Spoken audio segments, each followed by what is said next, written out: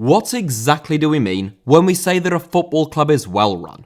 Well, in October 2017, fresh off the back of getting relegated from the Premier League, again, in a season which we began with only 12 outfield players, Hull City's vice chairman Ehab Alam stated that, "I think we are the best run club in the Football League and arguably one of the top 6 in English football." 2 years later, we finished bottom of the Championship after losing 8-0 to Wigan Athletic and were relegated to League One. So, I think it is safe to say that I, and I suspect most people for that matter, have a slightly different understanding of what constitutes a well-run and poorly run football club to Ehab Alam. It is a tough thing to measure though. Is it profit and loss statistics combined with revenue growth? Is it fan engagement? Maybe you think that it is solely down to performances and results on the pitch. There is no precise metric, but I would suggest that it is a combination of all of the above, along with a raft of other factors. And in today's video, I have done my best to try and rank every Premier League team on the basis of how well they are run. Some regimes are new, which makes things more difficult, and some clubs that once seemed well run now seem to be a bit more suspect, and vice versa. But I'll shut my fat face now, stop trying to explain myself, and crack on with the actual video so that you can all tell me why I'm wrong, and why your team is actually much better, or way worse run, than I think down below in the comments. Here is how I would rank every Premier League team in terms of how well run they are, from worst to best. 20th. Everton.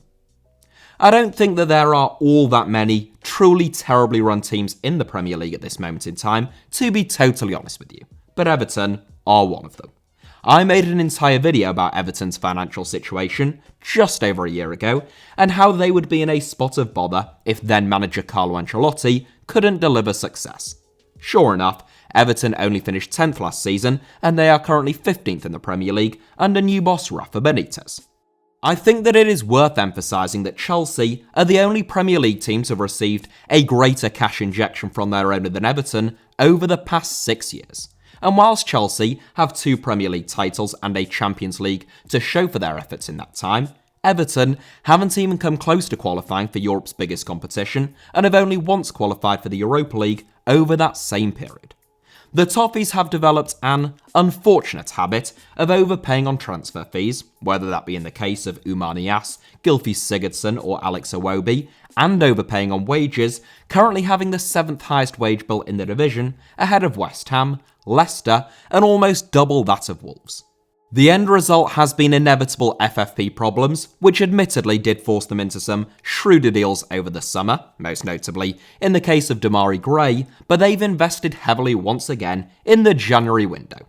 If the Premier League brings in tighter regulations around sponsorship deals, Everton and Farhad Moshiri's relationship with Alisher Usmanov could come under even greater scrutiny and bring further heat on the club. So all things considered, their short-sightedness, huge investment, and potential future pitfalls ensure that Everton are our first and also by far our longest inclusions.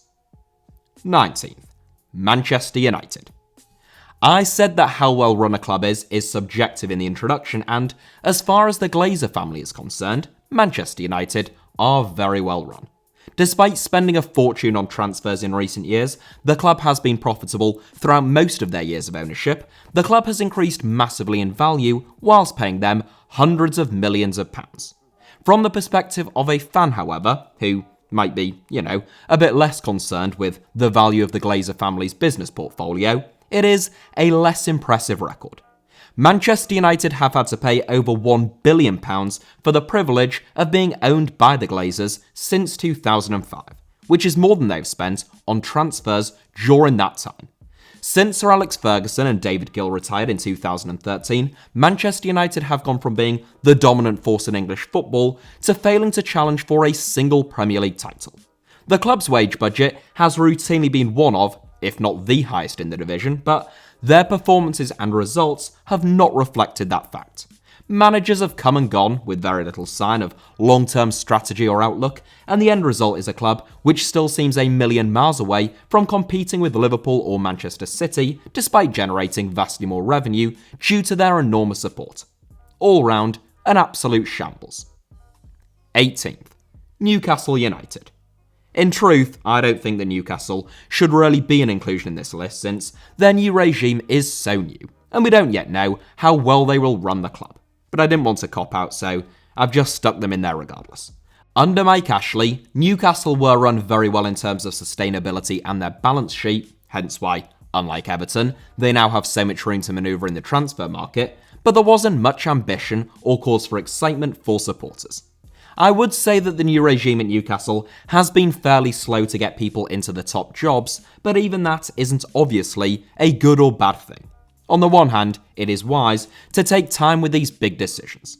On the other hand, they have arrived mid-season and Newcastle are in a relegation scrap. Ultimately, they could be 1st or 20th in 5 years' time. It is simply too early to tell. 17th, Southampton. This seems harsh and, well, it is harsh, but as I said, there aren't that many very obviously terribly run Premier League teams these days, primarily because they have all been relegated. Southampton rank so poorly partly because they frustrate me. For so long, they were brilliantly run and seemed to almost be the model for how to do things. They rose from League One to the Premier League in just 2 seasons with a core that was built on academy players. They sold their best players on for a fortune, and they made shrewd managerial appointments with the likes of Mauricio Pochettino and Ronald Koeman. Eventually, though, selling their best players and failing to replace them has been to the Saints' detriment, and I think they missed out on a glorious opportunity to be in a similar position now to the one that Leicester City find themselves in. During the process of making this video, Southampton were taken over by Serbian billionaire Dragan Solak, and as with Newcastle, it is obviously too early to make any bold predictions about how well run the club will be under their new regime. 16th, Burnley. The third fairly recently acquired team in this list, albeit their owners have been there about a year longer than Newcastle and Southampton's, I must admit that I do fear for Burnley. Sean Dyche has done an outstanding job at Turf Moor, and under the stewardship of Mike Garlick, you could argue that the Clarets were very well run. They spent within their means, they consolidated in the Premier League, and they always looked well placed to bounce back, even if they were to go down. However, Burnley's new owners, the first non-local owners that the club has ever had, namely the US investment firm ALK Capital, acquired the Clarets by taking out loans against the club. Effectively, Burnley have gone from being a club with very little debt and a healthy balance sheet to one that is almost £100 million worse off and is loaded with debt. Personally, I think it is a scandal, and I don't see any meaningful way in which the change of ownership has yet benefited the club. Threatened with relegation from the Premier League this season, which I now think is a distinct possibility, they take 16th. 15th, Arsenal. Arsenal is a bit of a tricky one, because if you asked most people to rank them at various different stages just this season, you would most likely get a whole range of different answers. In reality though, regardless of their current form, which is quite good, the Gunners haven't been a very well run club by most of the metrics that I'm interested in for a very long time. Arsenal haven't really competed for the biggest trophies, or challenged to sign the biggest players with perhaps 2 exceptions, for at least a decade. Stan Kroenke and his son Josh, who has become increasingly involved in proceedings in recent years, do not seem like football people. And it is extremely evident that, to them, Arsenal is little more than a financial asset. When that is the case, trophies will always be desirable, but they will not be a priority. The Gunners were the Premier League's biggest spenders in the summer transfer window, and I think they did some really smart business. But not enough to undo years of underinvestment, poor decisions and mistrust, which has been sowed between the board and supporters. 14th, West Ham. This is a really difficult one, and whilst naturally I have to try to be terse with these inclusions, I have made extensive videos about the way in which teams like Arsenal, West Ham, and others are run that you might wish to watch if you want a little more depth at the end of this one. It's no secret that a lot of West Ham fans aren't particularly enthralled with their ownership regime, often referred to by the initialism GSB, and their move to the London Stadium certainly wasn't a seamless one. With that being said, their standing in the Premier League, both this season and last, without spending the earth, is one that most teams would envy. Personally, I think the best thing that GSB have done is to remove themselves from most of the key decisions being made at the club. Clearly, there has been a change of tact in the transfer market, focusing on talented and overlooked players with plenty of fire in their belly, rather than aging big-name players with questionable commitment to the club demanding huge wages. So West Ham might win the Most Improved award when it comes to how well run they are, but they still only come in 14th, and it's not impossible that they too might have a new outright owner before too long.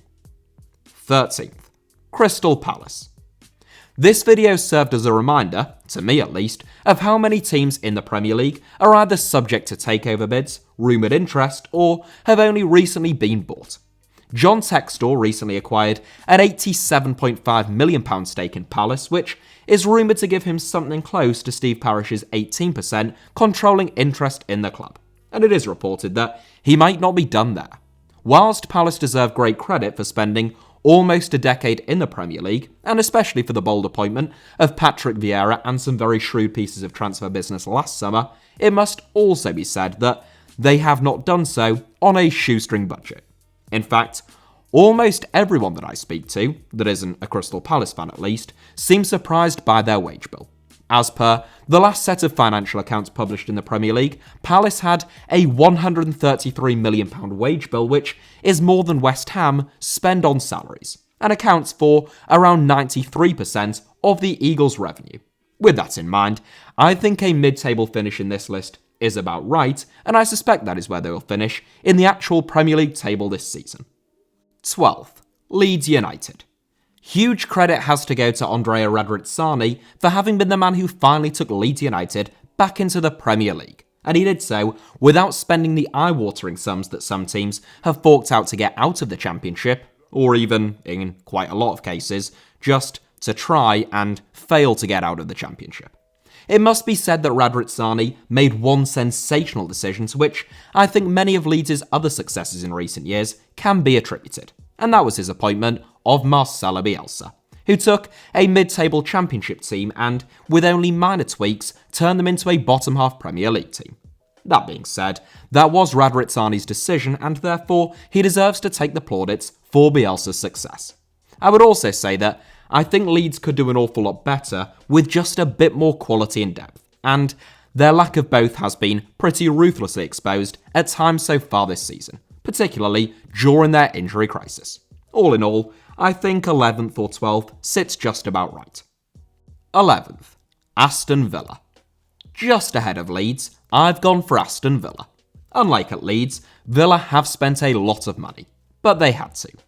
Owners Wes Edens and Nassef Savires, who form one of the wealthiest ownership teams in the league, inherited a pretty chaotic football club from Tony Gia, with talk of the club going out of business at the time.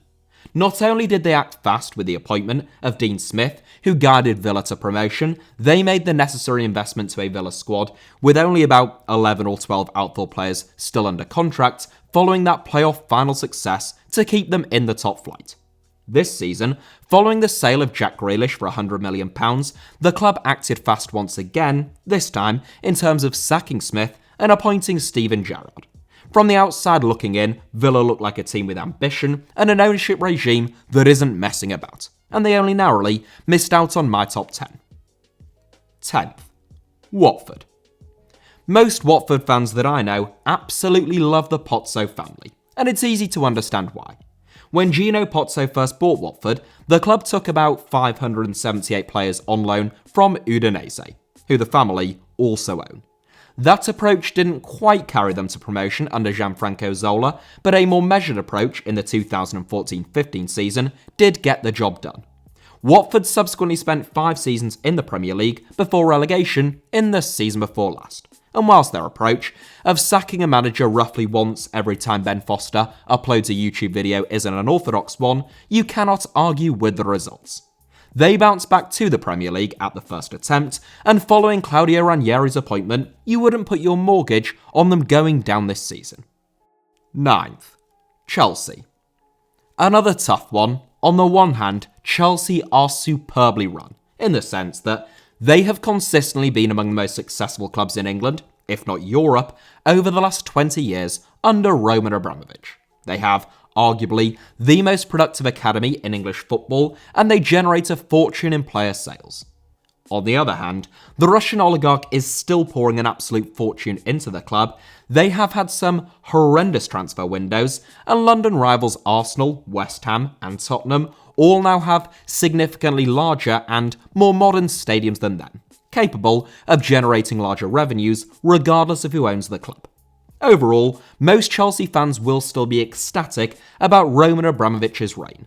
But between paying £72 million for Kepa Arrizabalaga, their one-year transfer ban, owing Abramovich £1.5 billion, and the fact that I don't think they are as close to the Premier League title this season as a lot of other people think, and a number of other factors, I think 9th is a reasonable compromise.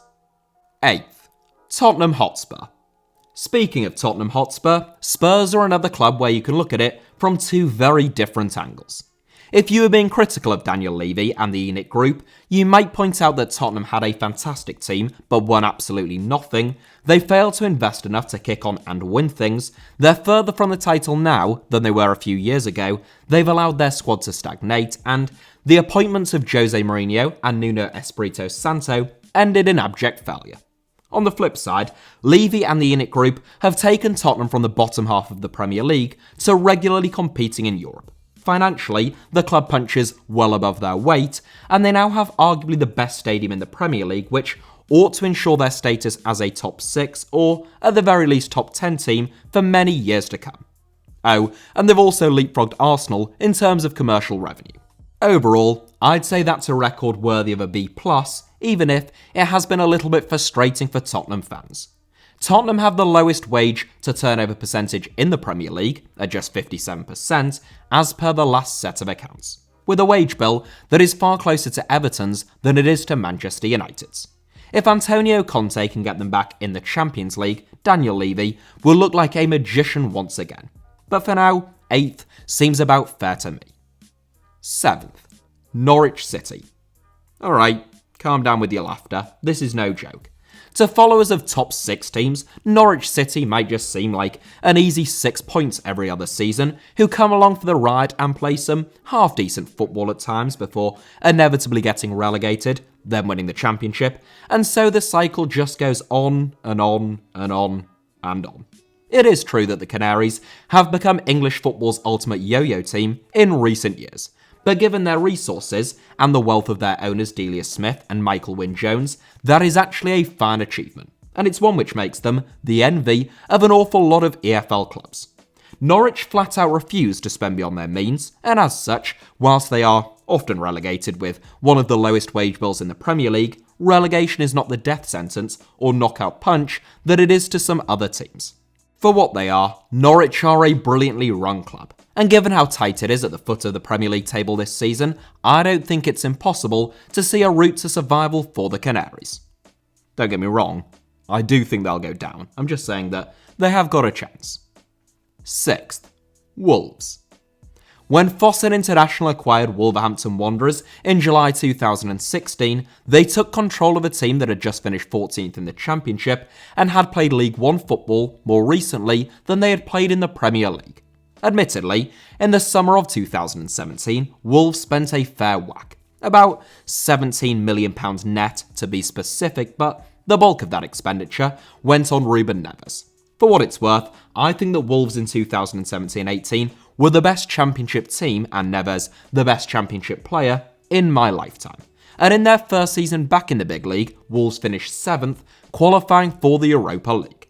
Last season represented a slight setback, though it is one which can be largely attributed to Diogo Jota's sale and particularly Raul Jimenez's skull fracture, if you ask me.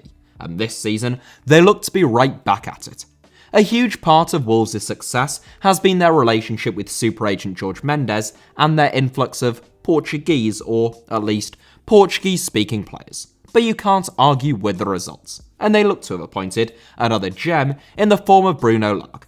Wolves' wage budget was the 3rd lowest in the Premier League in the last set of published accounts, yet they are 8th in the table at the time of this recording. Need I say any more? 5th, Manchester City. I know this will be a controversial one, and it's another topic that I would like to devote an entire video to rather than just a little segment, and I may well do just that soon. The prevailing view among a lot of people is that Manchester City have so much money that they can just throw heaps of cash at players in the transfer window, see what sticks, and hoover up all of the trophies because enough of them will have worked out.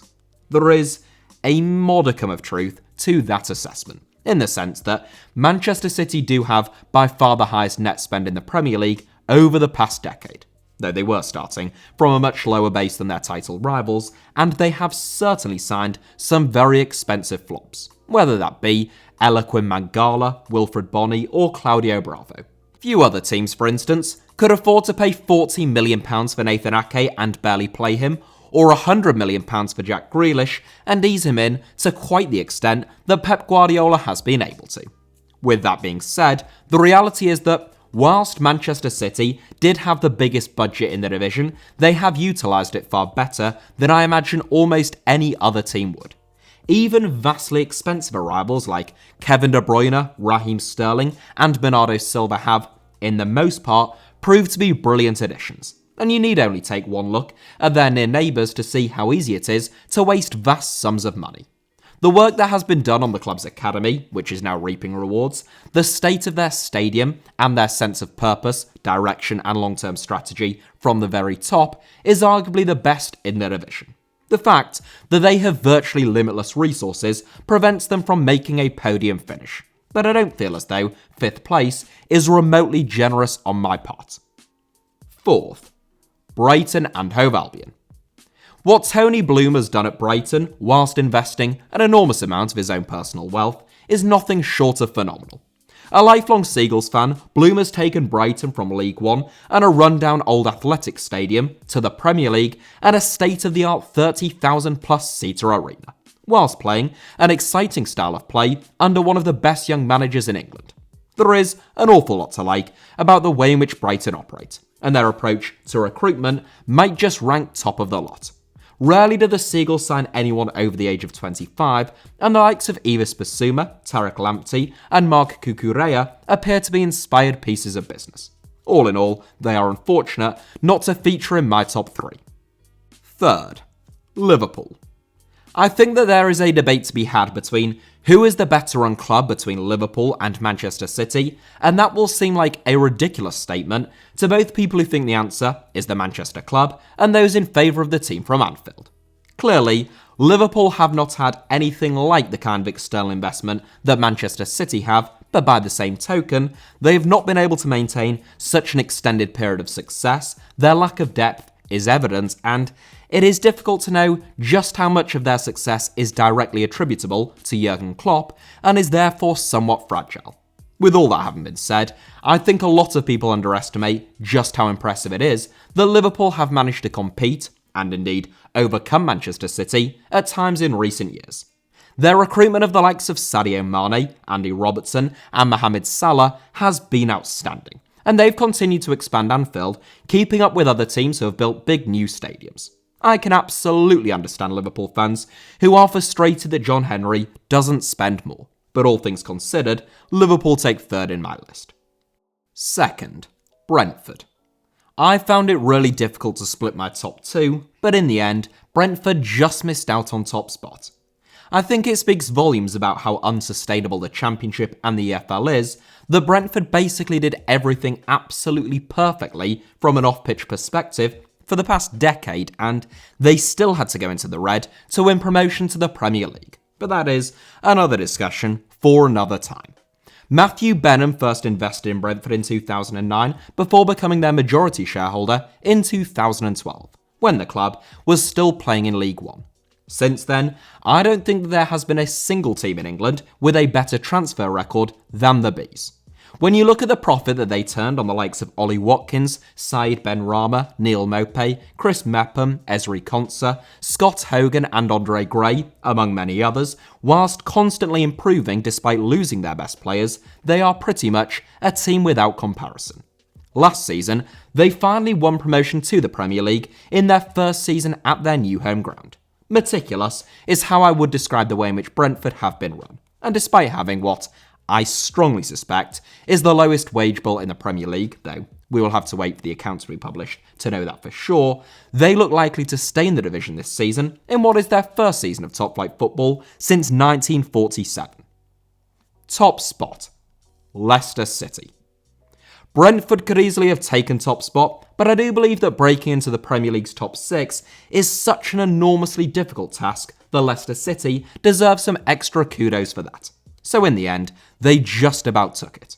When the King Power Group first acquired Leicester City, who were in the Championship at the time, they did just about everything wrong.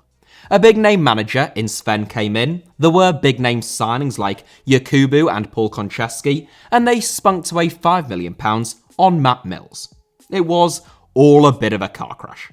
But unlike many foreign owners, or indeed domestic owners for that matter, Leicester's owners learnt their lessons quickly and immediately put things right. Ever since, whether it be under Steve Walsh or Lee Congerton, their recruitment has been just about flawless. Signings like Jamie Vardy, Riyad Mahrez and N'Golo Kante proved pivotal in Leicester pulling off perhaps the greatest upset in club football this millennium, and despite losing the likes of Kante, Mahrez, Maguire and Chilwell, they have brought in top-class replacements, whether that be Wilfred Ndidi, James Maddison, Wesley Fofana or Ricardo Pereira.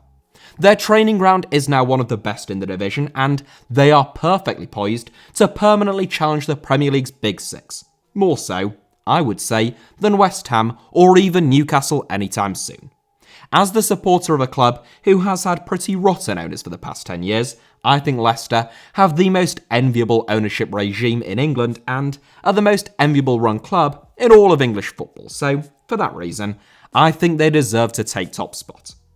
That is it for today's video, but thank you all very much as ever for watching. I hope you enjoyed it. Hit the like button if that was the case. Let me know your thoughts down below in the comments, and make sure you're subscribed, of course, to the worst run YouTube channel in the world, that is HITC Sevens. You can also find me on Twitter and on Instagram via the username @HITC Sevens on both, should you wish to do so.